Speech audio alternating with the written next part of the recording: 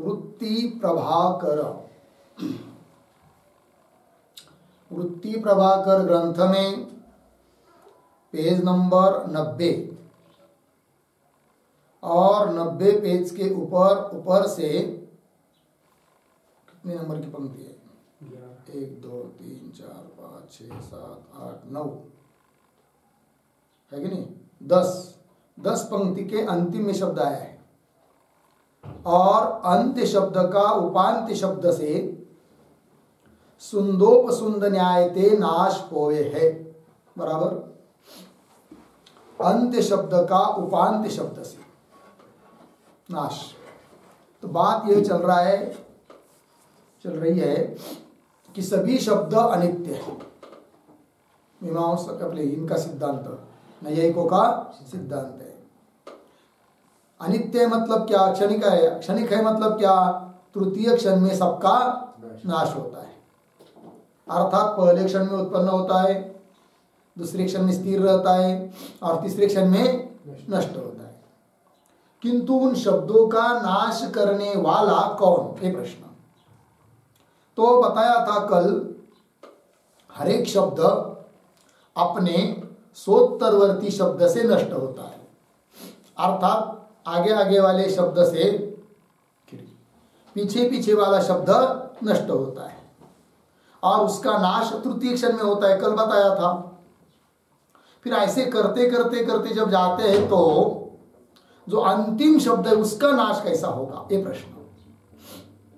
जैसे राम कह दिया तो राम में र का नाश तो आके आ से होगा, आ का नाश म से होगा, म का नाश मकारोत्तरवर्ती आकार से होगा। किंतु राम इस शब्द में मकार के बाद आया हुआ जो अ, उसका नाश किससे होगा? क्योंकि उसके आगे तो और कोई शब्द है नहीं है, अंतिम शब्द है वो। तो उसका उत्तर दिया था, उस अंतिम शब्द का नाश उपांत्य शब्द से होता है। उपांत्य का मतलब होता है जो अंतिम है ना, उसके पहले वाला जो रहता है उसको कहते उपांत्य। जैसे राम में अंतिम वर्ण है अ, मकारोत्तरवर्ती अ, और उस अ के पहले वाला जो म वो हुआ उपांत्य। बराबर। तो अंतिम अ के द्वारा म का तो नाश हो जाता है, किंतु उस म से नष्ट होता है अंतिम का अ। इसको कहते हैं सुंदोपसुंद न्याय। बराबर। सुंदोपसुंद न्याय क्या होता है उसकी कथा कल बता दी थी। ठीक है, चलिए फिर आगे। अंत्य शब्द का उपांत्य शब्द से सुंदोपसुंद न्याय ते नाश होवे है। सुंद और उपसुंद दो भ्राता हुए हैं, भाई। ठीक है ना। तिनका परस्पर नाश भारत में प्रसिद्ध है। भारत में मतलब महाभारत में। परंतु या में यह दोष है। या में कहा किसमें दोष है? इसमें मतलब किसमें? सुंदोपसुंद न्याय में दोष बताने की जरूरत नहीं, वो दृष्टांत है। उस दृष्टांत से जिस सिद्धांतों को बताया उस सिद्धांत में दोष। क्या सिद्धांत? कि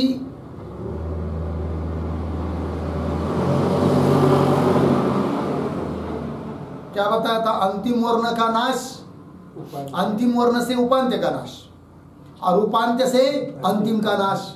इसमें दोष। क्या दोष आ रहा है? तो नियम क्या है? हरेक शब्द का तृतीय क्षण में नाश। बराबर।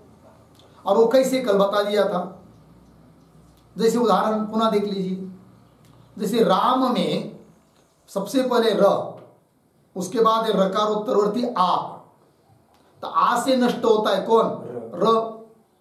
वो कैसे? तीसरे क्षण में। जैसे कि र की उत्पत्ति हुई पहले क्षण में, र की उत्पत्ति होने के बाद दूसरे क्षण में आ की उत्पत्ति होती है। किंतु जिस दूसरे क्षण में है कि नहीं, मतलब र की अपेक्षा दूसरा क्षण, वैसा तो आ का तो पहला क्षण है, किंतु र उत्पन्न होने के बाद आ उत्पन्न हुआ ना, तो आ के आकार का उत्पत्ति का जो क्षण, वह र के लिए कितना क्षण है, कितना क्षण है, दूसरा, क्योंकि र का तब तक दूसरा क्षण हो जाता है, बराबर। जब आ उत्पन्न होने लगता है ना, उस समय तक पहला जो उच्चारित हुआ र, उसका दूसरा अक्षर, बराबर है। और फिर आ उत्पन्न होने के बाद जब वो दूसरे क्षण में जाता है, स्थिरता के क्षण में, तो उस स्थिरता काल में वो आकार पीछे के र का नाश कर देता है। किंतु आकार का जो स्थिरता का क्षण, उस समय तक, उसकी स्थिरता के क्षण तक पहला जो र, उसका कितना क्षण आता है, तृतीय, तीसरा। अर्थात र का नाश कब हुआ, तीसरे क्षण में। और किससे हुआ, आकार से। उसी प्रकार आकार का नाश होता है आगे वाले मकार से, तो तीसरे क्षण में, है कि नहीं। मकार का नाश होगा आगे वाले अ से, वो भी तीसरे क्षण में, म का नाश, बराबर है कि नहीं। किंतु म से यदि नाश मानते अंतिम के अ का, तो फिर अंतिम अ का नाश द्वितीय क्षण में ही होगा, वो तृतीय क्षण में नहीं हो पाएगा। और यदि ऐसा है तो अंतिम जो वर्ण है वह केवल उत्पन्न होगा और नष्ट होगा, उसका साक्षात्कार नहीं हो पाएगा, ये दिक्कत आएगी, बराबर। वही दे रहे दोष है, पंक्ति देखिए। परंतु या में यह दोष है क्या, जो उपांत्य शब्द से अंत्य शब्द का नाश माने, बराबर। किससे, उपांत्य शब्द के द्वारा नाश मानेंगे, किसका, अंत्य शब्द का। जो मतलब यदि उपांत्य शब्द से अंत्य शब्द का नाश माने तो द्वितीय क्षण में ही अंत्य शब्द का नाश होगा, दूसरे क्षण में नष्ट हो जाएगा। कौन, अंतिम क्षण, अंतिम वर्ण, है नहीं। तो द्वितीय क्षण में ही अंत्य शब्द का नाश होगा। कैसे, है कि नहीं। याते, अरे ऐसा होगा तो याते उत्पत्ति नाशते अन्य व्यापार रहित अंत्य शब्द अप्रत्यक्ष हुआ चाहिए, लग गया ना। इसलिए उत्पत्ति नाश इतना ही व्यापार होगा अंतिम वर्ण का, अंतिम शब्द का, उसका साक्षात्कार नहीं होगा। उत्पत्ति नाश से अन्य व्यापार रहित अंत्य शब्द अप्रत्यक्ष हो चाहिए, अर्थात उसका प्रत्यक्ष नहीं होगा, लग गया ना। अब कैसे दूसरे क्षण में नष्ट होगा, अंतिम शब्द उपांत्य से नष्ट हो मानेंगे तो देखिए कैसा। समझ लीजिए उपांत्य यहां पर कौन, म, बराबर है कि नहीं। म उत्पन्न हुआ, बराबर। और दूसरे क्षण में, अर्थात म का स्थिरता का क्षण, उस स्थिरता के क्षण में, म के स्थिरता के क्षण में उत्पन्न होता है कौन, अंतिम का अ। राम में जो मकार उत्तरवर्ती अ उत्पन्न होता है, बराबर। और वह क्या करेगा, नष्ट करेगा, किसको, म, अ को, म नष्ट करेगा अ को। उपांत्य से अंत्य का नाश, उपांत्य में कौन है, म, उससे नष्ट होगा कौन, अ। तो पहला क्षण हो गया उसका उत्पत्ति क्षण, जो कि म का स्थिरता का क्षण है, बराबर। और स्थिर, उसके बाद नष्ट करेगा म, किसको, अ को। तो कब नष्ट होगा वो, आगे के क्षण में, अर्थात द्वितीय क्षण में नष्ट हो जाएगा। कौन, अंतिम का अ, बराबर है कि नहीं, अंतिम का अ। फिर पहले क्षण में उत्पन्न हुआ, दूसरे क्षण में नष्ट हुआ, फिर उत्पन्न होना नष्ट होना इतना ही काम रहेगा, उसका प्रत्यक्ष नहीं हो पाएगा अंतिम वर्ण का। ये दोष आता है यदि उपांत्य से अंतिम का नाश मानते हैं तब। बात समझ में आई, वही कह रहे। याति उत्पत्ति नास्ते अन्य व्यापार रहित अंत्य शब्द, है कि नहीं, अप्रत्यक्ष हुआ चाहिए, लग गया। जो ऐसे कहे, अब कदाचित कोई ऐसा कहेगा क्या कि जगदीश भट्टाचार्य ने, जगदीश भट्टाचार्य नाम के कोई हो गए, उन्होंने अंत्य शब्द अप्रत्यक्ष कहा है, उन्होंने सब कह दिया, हाँ ठीक है, दूसरे क्षण में नष्ट हो जाता है अंतिम शब्द, और फिर उसका प्रत्यक्ष होता ही नहीं है। कोई बोलता है राम, तो राम राम ऐसा कहता है क्या, होता तो अ का तो उच्चारण हो रहा है, प्रत्यक्ष नहीं होता है। अंतिम वर्ण का प्रत्यक्ष नहीं होता है, ऐसा माना है जगदीश भट्टाचार्य ने। काम खत्म। किंतु आगे देखिए, जगदीश भट्टाचार्य ने अंत्य शब्द अप्रत्यक्ष गया है, या अप्रत्यक्ष का अपादान इष्ट है। अप्रत्यक्ष का अपादान मतलब प्राप्ति, अप्रत्यक्ष होना होता है, यह जो कोई दोष देता है तो वो क्या है हमारे लिए इष्ट है, क्योंकि माना ही है ये बात। या अप्रत्यक्ष का अपादान इष्ट है, अर्धविराम, दोष नहीं। तो भी तृतीय क्षण में शब्द का नाश होवे या नियम का भंग होवेगा, तो भी दोष आएगा भाई। और दोष आएगा, कौन सा? नियम क्या किया है? तृतीय क्षण में शब्द का नाश होता है, इस नियम का क्या होगा? भंग होगा, नाश होगा। तो भी तृतीय क्षण में शब्द का नाश होवे है या नियम का भंग होवेगा, लग गया। याते, इसलिए अंत्य शब्द के नाश में उपांत्य शब्द का नाश हेतु है, अर्धविराम। उपांत्य शब्द हेतु नहीं, थोड़ा बदल कर दिया अभी। पहले क्या कहा था? अंत्य शब्द और उपांत्य शब्द एक दूसरे का नाश कर देते, किंतु ऐसा कहने में दोष आया। क्या दोष आया? तो अंतिम शब्द का नाश दूसरे क्षण में ही होने लगेगा, तब उसका प्रत्यक्ष नहीं हो पाएगा, ये दोष आया। अतः थोड़ा बदल कर रहे हैं। क्या? अंतिम शब्द से तो उपांत्य का नाश होता है, वो तो तीसरे क्षण में, बराबर। किंतु उपांत्य शब्द से नष्ट नहीं होता है कौन? अंतिम शब्द। फिर कहीं किससे नष्ट होता है? तो उपांत्य शब्द का जो नाश, उपांत्य शब्द नहीं, उपांत्य शब्द का नाश, उससे नष्ट होता है कौन? अंतिम शब्द। ऐसा मानेंगे तब कोई दोष नहीं, तीसरे क्षण में हो जाएगा। वो कैसे होगा? अब देखिए, ध्यान दीजिए। उपांत्य शब्द उदाहरण म, राम, इसमें उपांत्य शब्द कौन है? म।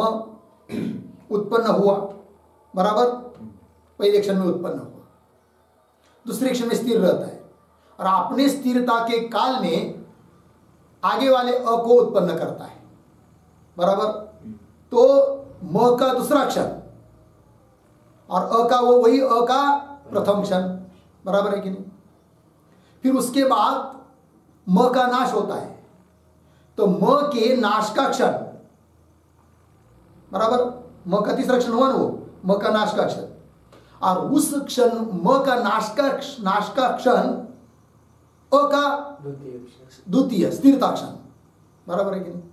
फिर म का नाश हुआ तो नाश तो अनंत है, लेकिन एकदम उत्पन्न होता हमेशा रहता है। फिर वो नाश क्या कर देता है? म का नाश अगले क्षण में नष्ट करता है। नाश की उत्पत्ति का दो क्षण है, म का नाश का उत्पत्ति का दो क्षण, उसके वो तृतीय क्षण है, म का तीसरा क्षण है, उसके आगे वाले क्षण में नष्ट करता है वो आगे वाले अ को, किंतु तब तक उस अंतिम अ का कितवा क्षण है? तीसरा। नहीं समझ में आया?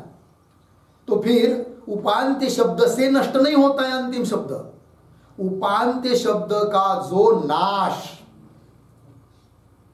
उससे नष्ट होता है अंतिम शब्द। तब तो अंतिम शब्द का भी नाश तृतीय क्षण में ही हो रहा है। कितने क्षण में? तृतीय क्षण में। अब कोई दोष नहीं कि शब्द का नाश तृतीय क्षण में होता है, इसमें अब कोई दोष नहीं। बात समझ में आई? चलिए, परंतु यहां में यह दोष है, जो उपांत्य शब्द से अंत्य शब्द का नाश माने तो द्वितीय क्षण में ही अंत्य शब्द का नाश होवेगा, लग गया। याते उत्पत्ति नाशते अन्य व्यापार रहित अंत्य शब्द अप्रत्यक्ष हुआ चाहिए, लग गया। जो ऐसे कहे, जगदीश भट्टाचार्य ने अंत्य शब्द अप्रत्यक्ष गया है, या ते अप्रत्यक्ष का अपादान इष्ट है, दोष नहीं। तो भी तृतीय क्षण में शब्द का नाश होवे या नियम का भंग होवेगा, लग गया। याते, फिर क्या करेंगे अब? याते अंत्य शब्द के नाश में, अंत्य शब्द का नाश करने में कारण कौन? उपांत्य शब्द नहीं, उपांत्य शब्द का नाश।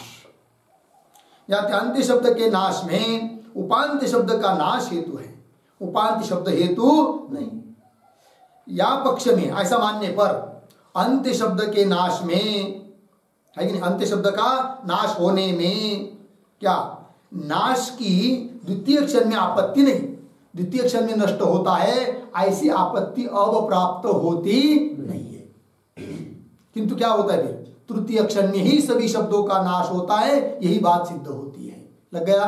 चलिए, यहां पक्ष में अंत्य शब्द के नाश में नाश की द्वितीय क्षण में आपत्ति नहीं, आपत्ति मतलब प्राप्ति, प्राप्ति नहीं। काहेते उपांत्य शब्द का नाश अंत्य शब्द से हो गए। उपांत्य शब्द का नाश किससे, अंत्य शब्द से।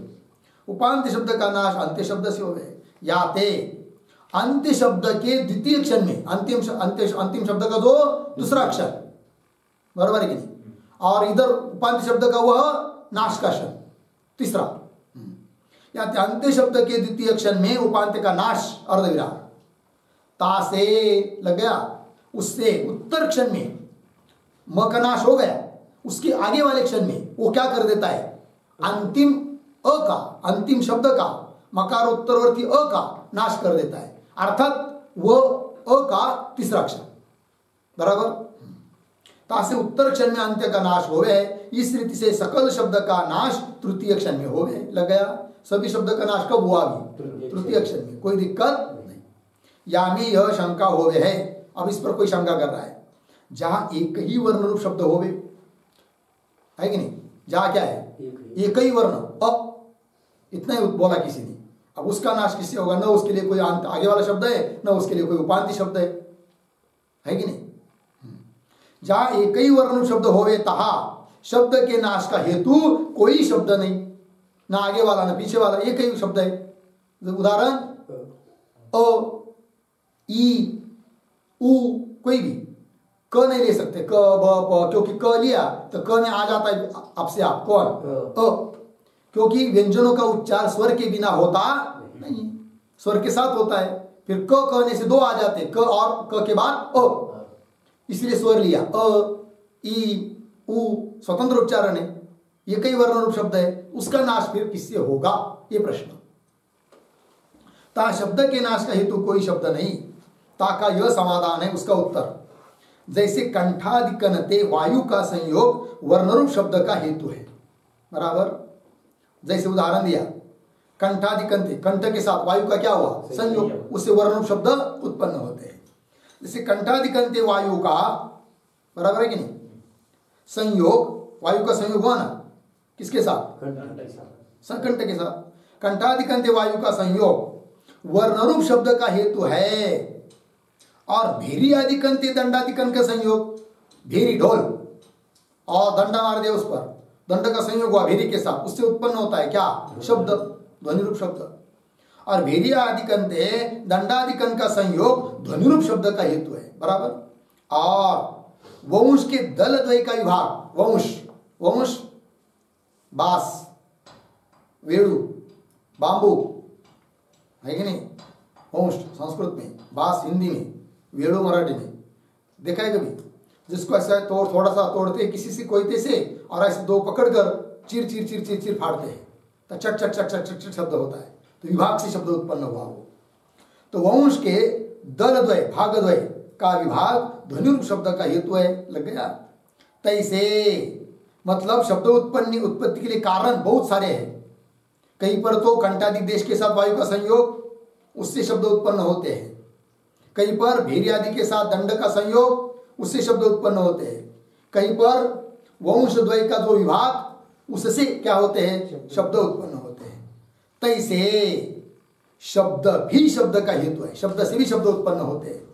जैसे बताया था ना विचित्र न्याय, जैसे उच्चारण कर दिया अ, तो ये अ नहीं है, पहला अ उत्पन्न हुआ, दूसरे क्षण में स्थिर रहा, तीसरे क्षण में नष्ट हुआ, किंतु अपने स्थिरता काल में उसने दूसरे शब्दों को उत्पन्न कर दिया, अपने सदृश अ को, फिर वो जो दूसरा है वो पीछे वाले अ को नष्ट कर देता है।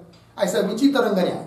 जैसे पानी का कोई तालाब हो और उसमें किसी ने थोड़ा छोटा सा पत्थर डाल दिया, बराबर, तो एक छोटी सी लहर उत्पन्न होती है, फिर वो नष्ट होती है, अपने से आगे और अपने से बड़ी लहर को उत्पन्न करती है, वो नष्ट होती है, आगे बड़ी उत्पन्न होती है, ऐसा होते होते होते तट तक जाता है। उस प्रकार शब्द उत्पन्न हुआ तो विचित्र न्याय से पहला नष्ट होता है, आगे बढ़ता बढ़ता बढ़ता बढ़ता अंतिम शब्द काल तक जाता है। लग गया। चलिए तैसे शब्द भी शब्द का हेतु है। भेरी दंड के संयोग थे जो भेरी देश में शब्द हो गए, बराबर भेरी और दंड का संयोग हुआ और उससे भेरी उपहित आकाश में क्या उत्पन्न हुआ? शब्द। तो भेरी देश में शब्द हो गए, तासे उत्पन्न हुआ जो शब्द और उससे भी उत्पन्न हुआ कौन? शब्द। तासे उत्पन्न हुआ जो शब्द ताका श्रवण से साक्षात्कार हो गए, उससे उत्पन्न होता है, उससे उत्पन्न होता है, अंतिम शब्द श्रोत्र इंद्रिय तक आता है। तासे उत्पन्न हुआ जो शब्द ताका श्रवण से साक्षात्कार हो गए, लग गया। तैसे है कि नहीं? तैसे कंठादिक देश में वायु के संयोग थे, कंठ के साथ वायु का क्या हुआ? संयोग। कंठादिक देश में वायु के संयोग थे जो वर्णन शब्द उपजय है ताका श्रोत्र से साक्षात्कार हो गए नहीं, डायरेक्ट उसका साक्षात्कार नहीं होता है, हमने बोल दिया और जो हमारे कंठ से शब्द निकला उसका साक्षात्कार आपको नहीं हो रहा है, वो तो द्वितीय क्षण नष्ट हुआ और नष्ट होते समय उसने आपने सदृश और बड़े वाले शब्दों को उत्पन्न किया।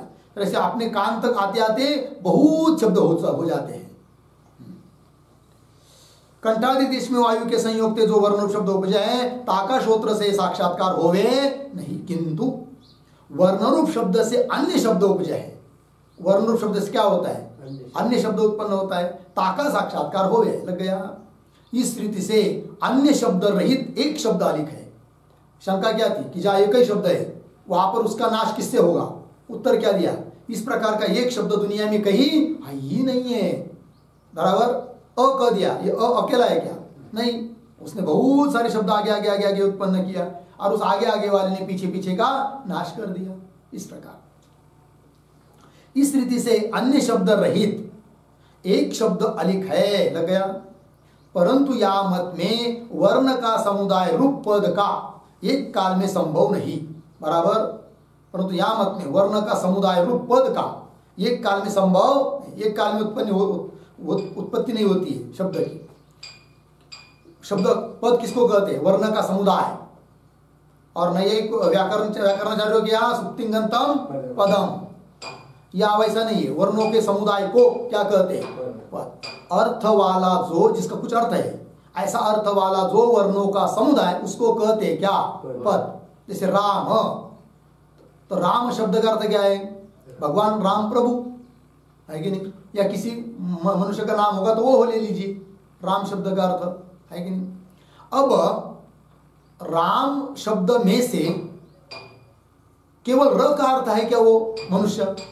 आ का, म का, अ का नहीं, किंतु ये चार वर्ण एकत्र मिल जाते राम, तब उस वर्णों का समुदाय रूप जो राम शब्द, उसका अर्थ है वो कौन? व्यक्ति, पुरुष।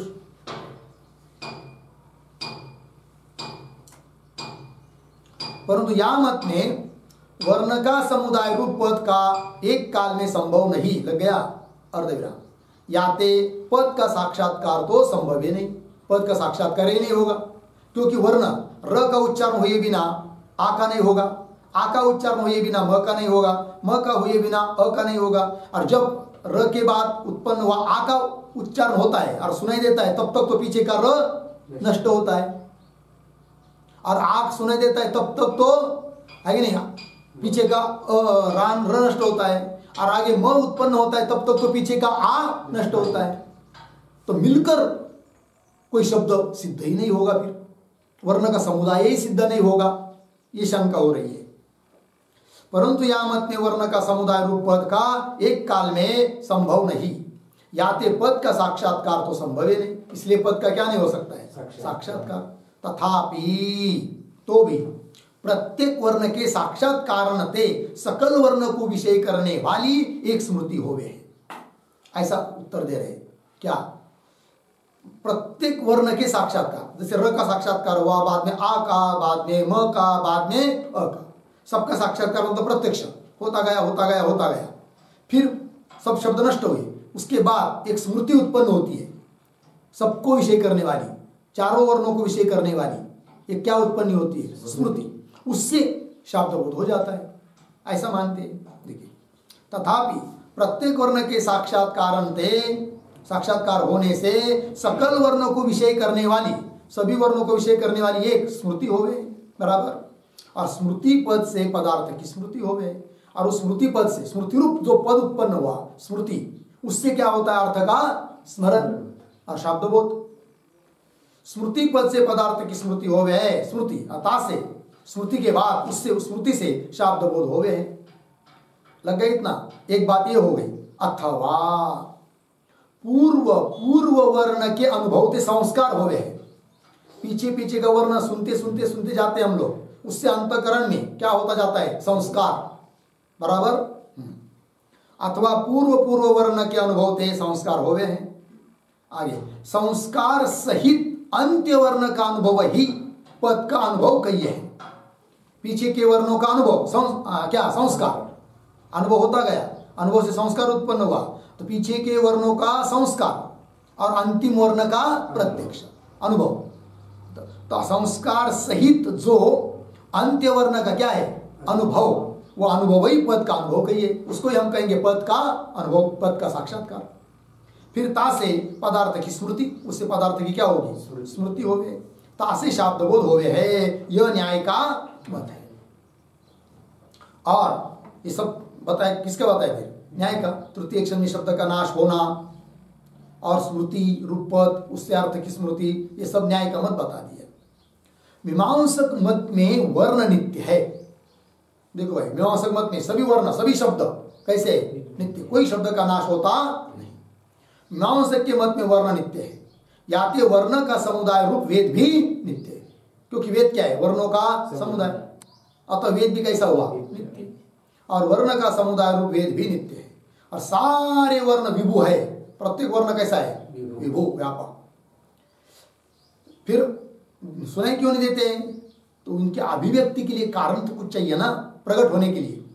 जैसे रेंज सब जगह है, किंतु आपके पास मोबाइल ही नहीं है, तो बोल सकते हैं क्या? बोल तो सकते हैं, लेकिन आप बोलेंगे तो अन्य दूर जगह के लोग, आदमी को 500 किलोमीटर पर जो है उसको सुनाई देगा क्या? नहीं। क्यों? जहां बोल रहे हैं वहां रेंज नहीं है क्या?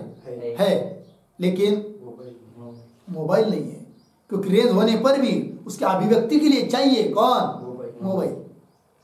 उस प्रकार वर्ण विभु है, किंतु उस अभिव्यक्ति होने के लिए कंठ आदि, कंठ के साथ वायु का संयोग आदि, ये सब लगता है। ठीक है। जहां कंठादि देश में अध्यात्म वायु का संयोग होवे, अध्यात्म वायु मतलब शरीर के अंदर का वायु, उसका संयोग होता है किसके साथ? कंठ के साथ। अंदर से तो आता है ना वायु, टकराता है कंठ के साथ, तालु के साथ, मुर्दा के साथ, तब उससे शब्द निकलते हैं। बराबर। बाहर का वायु तो आता नहीं है ना। जहां कंठादि देश में अध्यात्म वायु का संयोग होवे, तहा वर्ण की अभिव्यक्ति होवे है। उस समय वर्ण की क्या होती है? अभिव्यक्ति। अभिव्यक्ति मतलब प्रागट्य, प्रकट हो जाता है वर्ण। ता वर्ण की अभिव्यक्ति हो गया है। बराबर। नैयायिक मत में जो वर्ण की उत्पत्ति के हेतु है, नैयायिक मत में वर्ण की उत्पत्ति के हेतु कौन? कंठादि देश के साथ वायु का संयोग। और मीमांसक मत में वही वर्ण की अभिव्यक्ति के हेतु है, उत्पत्ति के नहीं। उत्पत्ति और अभिव्यक्ति इसमें अंतर है। उत्पत्ति मतलब पहले नहीं कुछ और नया उत्पन्न हुआ, और अभिव्यक्ति मतलब पहले से है, उसका केवल प्रकट कर दिया। नैयायिक मत में जो वर्ण की उत्पत्ति के हेतु है, सोई मीमांसक मत में वर्ण का अभिव्यक्ति के हेतु है। इस रीति से वर्ण समुदाय रूप वेद नित्य है। इस रीति से वर्ण समुदाय रूप वेद कैसा है? नित्य है। याते अपौरुष है, इसलिए वेद कैसा हुआ? अपौरुष है। और वेदांत मत में वर्ण और तिनका समुदाय रूप वेद नित्य नहीं है। कि नहीं? नित्य है, किंतु कल्प तक, सर्ग के आरंभ में उत्पन्न हुआ, कल्प तक रहेगा। बराबर है कि नहीं? ब्रह्म की तरह नित्य नहीं है, यह उसका मतलब। वेदांत मत में वर्ण और तिनका समुदाय रूप वेद नित्य नहीं। काहे थे? वेद की उत्पत्ति श्रुति ने कही है।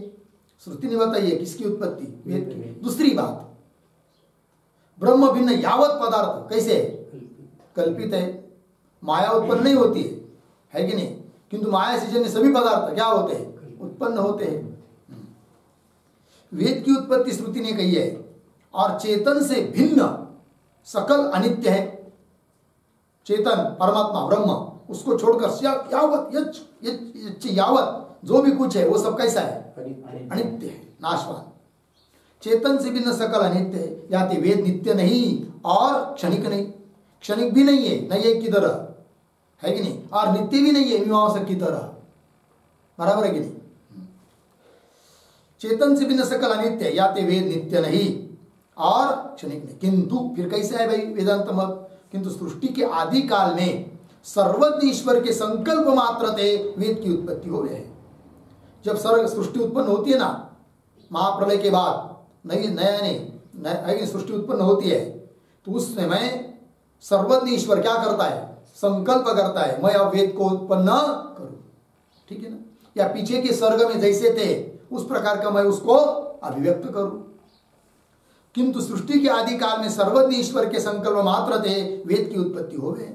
या ते श्वास की नहीं अनायास ईश्वर वेद को रचे है। मतलब जैसे हमारा श्वास चलता है, श्वासोश्वास, कोई कष्ट करना पड़ता है क्या, आपसे अब चलता है। उसी प्रकार भगवान ने वेद को बनाया तो उनको बनाते समय कोई कष्ट नहीं हुआ है, बराबर ऐसे ही बना दिया। किंतु कैसा बनाया, उसके अनुपूर्वी वैसे ही है जैसे पीछे के सर्ग में थी, नष्ट हो गया था किंतु भगवान को उसका ज्ञान है। अतः भगवान क्या करते, परमात्मा जैसे पीछे के सर्ग में था उसी प्रकार का इस सर्ग में उसको व्यक्त कर देते हैं। या तो श्वास की नहीं अनायास ईश्वर वेद को रचे। नैयायिक मत में भारतादिकन की न्यायी वेद पौरुष है। नैयायिक मत में कैसा है, भारत महाभारत कैसा है, पौरुष है, पुरुष ने बनाया है। उसी प्रकार वेद भी कैसा है, पौरुष है। नैयायिक मत में भारतादिकन की न्यायी वेद पौरुष है। वेदांत मत में भारतादिकन की न्यायी ईश्वरूप पुरुष से रचित होने थे। वेदांत मत में भी रचित है किंतु कोई सामान्य पुरुष के द्वारा रचित नहीं, अपितु ईश्वर रूप पुरुष के द्वारा रचित है, बराबर। उसमें भी जैसी महाभारत की वैसी ही अनुपूर्वी आगे होवे ऐसा कोई नियम नहीं। मतलब प्रलय होने के पहले पीछे के सर्ग में जितने श्लोक थे, जिस छंद में थे, जिस क्रम से थे, उसी प्रकार से महाभारत आगे के सर्ग में हो ऐसा कोई नियम नहीं। उसमें कम ज्यादा आगे पीछे भी हो सकता है, बराबर। किंतु वेद के बारे में वैसा नहीं है। जैसा पीछे के सर्ग में था बिल्कुल तंतोतंत, काना मात्रा भी इधर उधर नहीं, वैसा कि वैसे ही भगवान आगे के सर्ग में उसको प्रकट कर देता है। इतना अंतर है। वेदांत मत में भारतादिकन की नाई ईश्वर पुरुष से रचित होने थे। पौरुषे तो है कौन, वेद, परंतु सर्वज्ञ व्यासादिक सकल सर्ग में भारतादिक उनको रचे हैं। सर्वज्ञ से कौन, व्यास वगैरह महाराज महाभारत को हर एक सर्ग में रचते हैं। जब पुनः नया सृष्टि उत्पन्न होने लगती है महाप्रलय के बाद, तो पुनः व्यासादिकों का क्या होता है, अवतार। पुनः वो क्या कर देते हैं, महाभारत वगैरह बना देते हैं, बराबर। किंतु उनको कोई ऐसा अंकुश नहीं है कि जैसा पीछे के सर्ग में महाभारत था वैसा ही हो सकता है, कुछ कम ज्यादा आगे पीछे भी कर सकते हो, लग गया।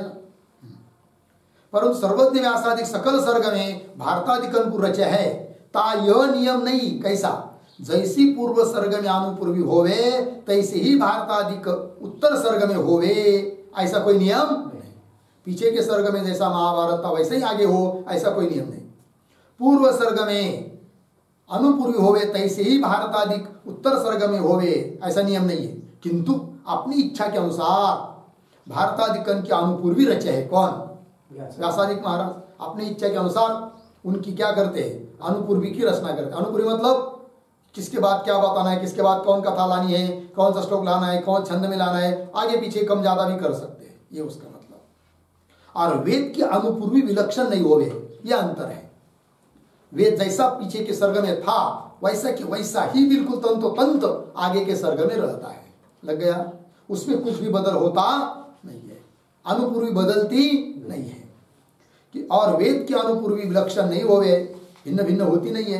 किंतु पूर्व सर्ग के अनुपूर्वी को यादी करके मतलब स्मरण करके, पूर्व सर्ग में जैसे अनुपूर्वी थी उसी प्रकार के अनुपूर्वी रखता है भगवान आगे के सर्ग में, जब वेद को बना देता है तब।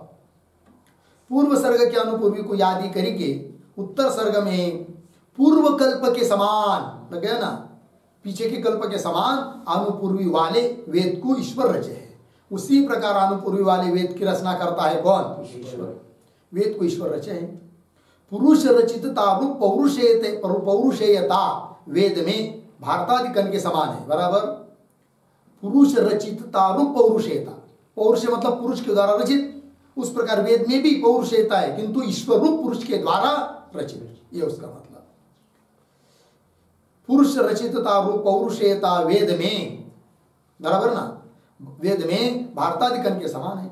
अन्य सर्ग के अनुपूर्वी के स्मरण बिना पुरुष रचितत्व रूप पौरुषेयत्व भारतादिकन में है, अर्धविराम। वेद में नहीं। देखो अंतर क्या है, अन्य सर्ग के अनुपूर्वी का स्मरण करना पड़ता नहीं है व्यासादिक महाराज को कि पीछे के सर्ग में कैसा था महाभारत, थोड़ा स्मरण करो फिर उसी प्रकार आगे बनाओ, ऐसी करना की जरूरत नहीं है उनको, क्योंकि वैसी अनुपूर्वी रखे आगे वाले आगे, ऐसी कोई जरूरत नहीं है। अन्य सर्ग के अनुपूर्वी के स्मरण बिना पुरुष रचितत्व रूप पौरुषेयत्व किसमें है, भारतादिकन में है, वेद में नहीं। वेद में पूर्व सर्ग के अनुपूर्वी को स्मरण करके पुरुष रचितत्व है, जैसे पीछे के सर्ग में था उसी प्रकार का वेद रचता है भगवान आगे के सर्ग में। या ते वेद के अनुपूर्वी अनादि है और ईश्वर रूप पुरुष के पुरुष करी के रचित है, अर्धविराम, विरोध नहीं। इसलिए वेद के अनुपूर्वी कैसे है, अनादि, और ईश्वर रूप पुरुष के द्वारा क्या है, रचित, इसलिए कोई विरोध नहीं। हो गया जी। चलिए, इति श्रीमान निश्चल दासा व साधु विरचिते वृत्ति प्रभाकरे शब्द प्रमाण निरूपणम नाम तृतीय प्रकाश। इस प्रकार श्रीमान ऐसे जो पंडित निश्चलदास जी महाराज साधु जी है कि नहीं, उनके द्वारा रचित वृत्ति प्रभाकर नाम का ग्रंथ, उसके अंतर्गत शब्द प्रमाण का निरूपण करने वाला तृतीय प्रकाश यहाँ पर समाप्त हुआ। ठीक है, आगे उपमान प्रमाण का निरूपण हम लोग कल करेंगे बाद में। ओम पूर्णमद पूर्णमिदं पूर्णात् पूर्णमुदच्यते पूर्णस्य पूर्णमादाय पूर्णमेवावशिष्यते। ओम शांति शांति शांति। शंकर